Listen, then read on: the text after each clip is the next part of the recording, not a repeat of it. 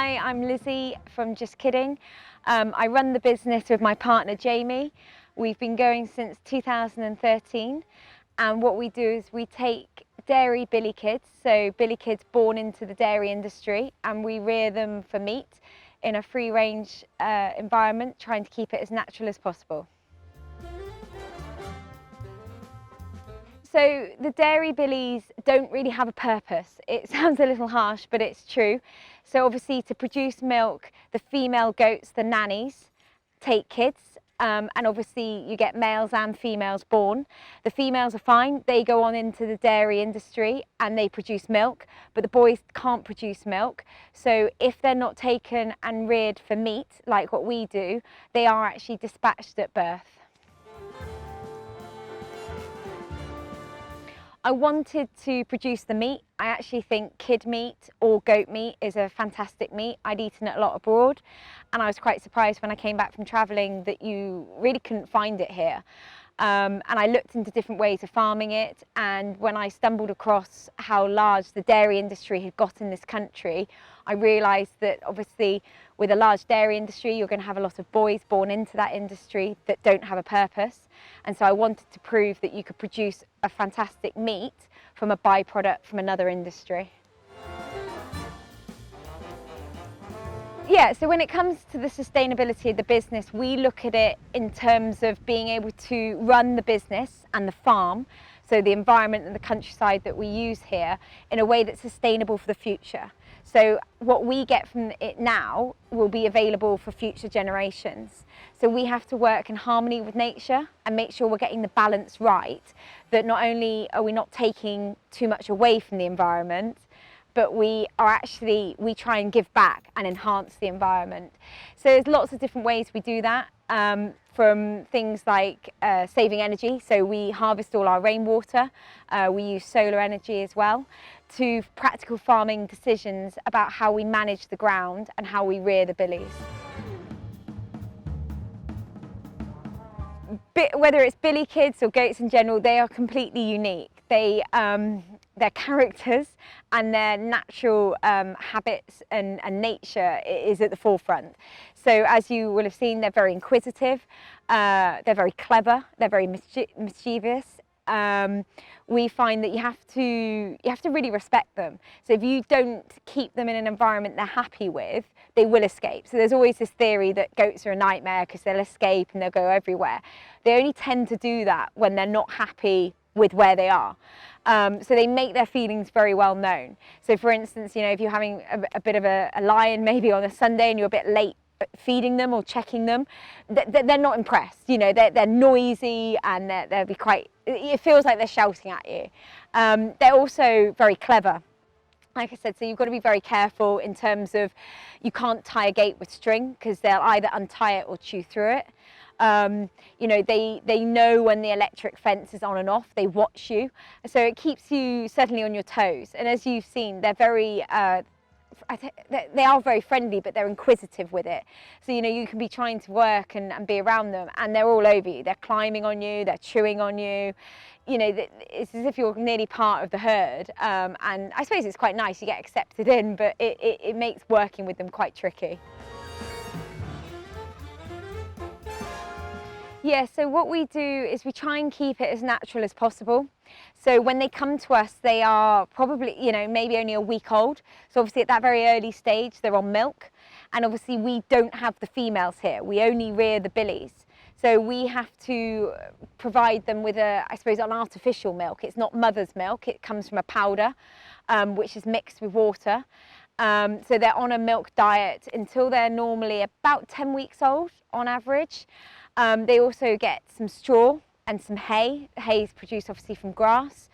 And they also get fed a cereal blend that's grown locally, and that's how we sort of wean them off the milk, a bit like you do with children. You know, you take them off milk and they get introduced to other food, and that's what we do. And when they're old enough to go outside, so normally at about 12 to 14 weeks, we'll then turn them out and they'll be outside on a natural diet as possible. so predominantly grass-based, but what we're trying to do a lot more of is get them to do natural things, so browse hedges, graze areas like behind me that are conservation grazing. So it's very mixed foliage. It's a diverse species and diet for them, and it's much more natural to what they would do in the wild. We do then introduce the small amount of cereal back into their diet towards the end, when we're trying to get them just to grow a little bit more, and we find that's a good way of getting a really good quality meat at the end of it. We've taken the decision to farm free range. We want to be able to rear them in a very natural environment, and for us that is outside, giving them the space and environment that they would come across more if they were wild, I guess. Obviously they're not, they're domestic, and they're reared by us, they're checked by us every day. But we do want them to be able to exhibit and try and be as natural as possible.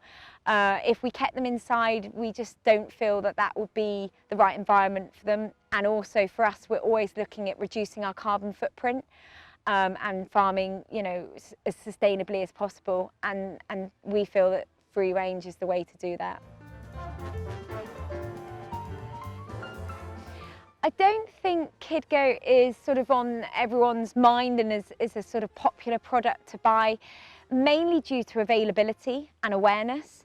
So it's always that sort of scenario of whether it's because people aren't aware of it and want it, or whether it's just not on their radar. So when they go to a butcher's, or as is often the case, maybe a supermarket, they won't necessarily see it there on a shelf, pre-packed, ready. And so they would have to be thinking about the meat and thinking that they want to eat it, or they want to try it and cook it, and then find an available source. So I think that over time it will become more popular when it becomes more available, and I think it's awareness in terms of maybe chefs using it, restaurants using it. When you have a meal out and you have it there, it will make you think maybe to try it at home. So I think it will take time, and I think sometimes it's better if it evolves quite naturally in its own time and not push it, and just allow people to consider it as an alternative red meat. The nutritional side of kid meat is very interesting. Kid meat and goat meat is highly nutritious, so it's very low in cholesterol. It'll actually have less cholesterol in it than chicken, yet it's got more iron in it than beef. So it's a red meat that doesn't have the normal association of fat content and high cholesterol levels. So it is in its own way a bit of a superfood. COVID has been a really interesting time for us. We found that the restaurants started to become quieter early on in March. And then obviously we went into the full lockdown scenario, and it was really interesting. Although we lost all our restaurant trade, which was obviously a great worry to us, we found that we had a much higher proportion of private sales. And we were very fortunate because most of that was coming through Farmdrop. So with everyone at home, there was obviously a large demand for home delivery, which is obviously Farmdrop's USP in London. We also found locally that clients that lived very locally to us were looking for local producers, local delivery, and we could fulfill that. So we went through this phase during lockdown of being busier than we thought, and we were really grateful, and it was, essential that we had that. And interestingly, as lockdowns eased and maybe people are away, whether it be in this country or abroad, we're finding that sales have unfortunately dropped slightly, and we're in a slightly tricky position where the restaurant trade still hasn't picked up. It's still a very difficult trading environment for restaurants, and I think it will be for many months to come. So we've got to just try and strike a slightly new balance maybe, and hopefully try and engage with some new private customers and see how things go.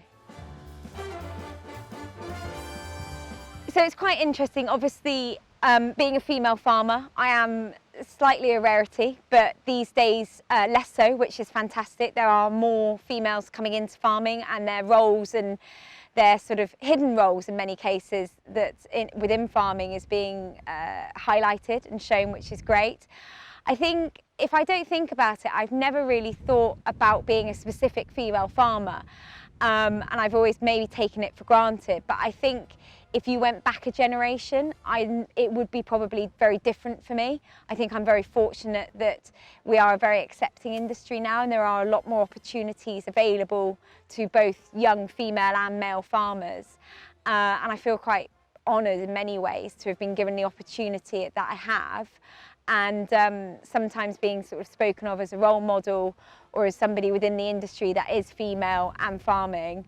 I feel it's great to sort of tell that story, that it doesn't really matter whether you're male or female. If you want to do something, to really get on and do it, and don't let anything stop you. And I think sometimes we don't ask enough for help, and I think that sort of can be a little bit of a limiting factor. But it's better to ask for help and get some support and get on with it. There's definitely more females coming into farming. I think in some ways the female role within farming has always been there, but it has been a bit sidelined. So even on traditional farms growing up, it was often, you know, the daughters or the mothers that would look after the young stock. And I think what's happening now is that more females are actually taking on their own independent role within farming and agriculture, and the opportunities available to them is much greater. And I think also it's working to your strength. So we find that there's more females coming in that want to work with livestock, more so than ever before, which is fantastic, because they bring a new set of skills in that works really well into being female rather than male.